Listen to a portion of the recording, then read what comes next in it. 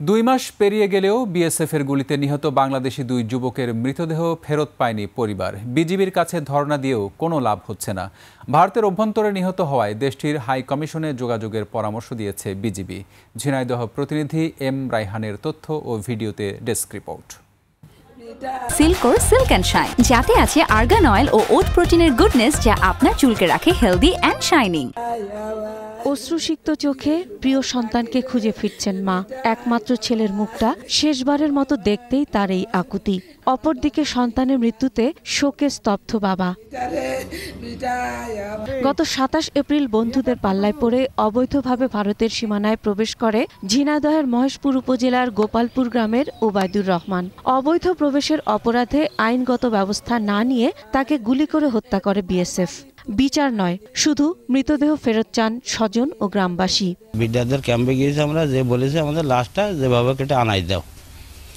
ওরা flag maintain করেছে, বলছে যে হচ্ছে না, আবার থানায় জিডি করতে পারে, জিডি করলাম। আমি তাদের পায়ে দোকান ধরছি, তাদের হাত দোকান ধরছি। আমার দুনিয়ায় আর কেউ নেই, আমার একটাই সন্তান। আমি দাবি করছি যে আমার সন্তানটা একটু ফেরত দিক, তাদের কাছ থেকে নিয়ে এসে আমার বুকি। বিজিবি বা বিএসএফ এর মাধ্যমে যদি না হয়, তাহলে থানার মাধ্যমে কোনোদিন আমরা দেখিনি যে হবে। এদিকে বিএসএফ এর গুলিতে নিহত ওয়াসিমের মৃতদেহ ফিরে পাবার অপেক্ষায় তার মা।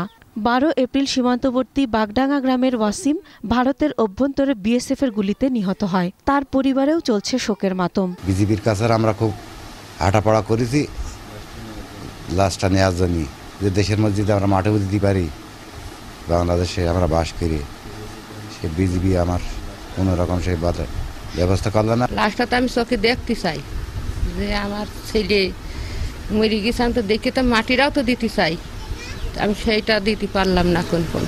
এক্ষেত্রে মৃতদেহ ফিরিয়ে দেওয়ার পাশাপাশি বিজিবির টহল জোরদার করার দাবি এলাকাবাসীর। এই পর্যন্ত 10 দিন কথা হয়ে গেল, কিন্তু আমরা লাশটা ফেরত পেলাম না। বিডিআর যদি ঠিক মতন টহল দিত তাহলে তো এমন হতো না, কিংবা বর্ডারের আশেপাশেও পাবলিক যাইতে পারতো না, বিএসএফও মারতে পারতো না।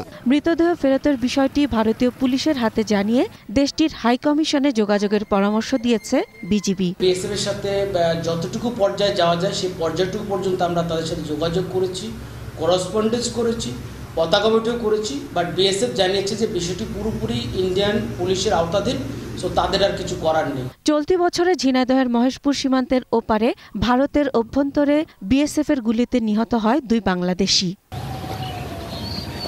Masum আলিসা, desk report, 21 television.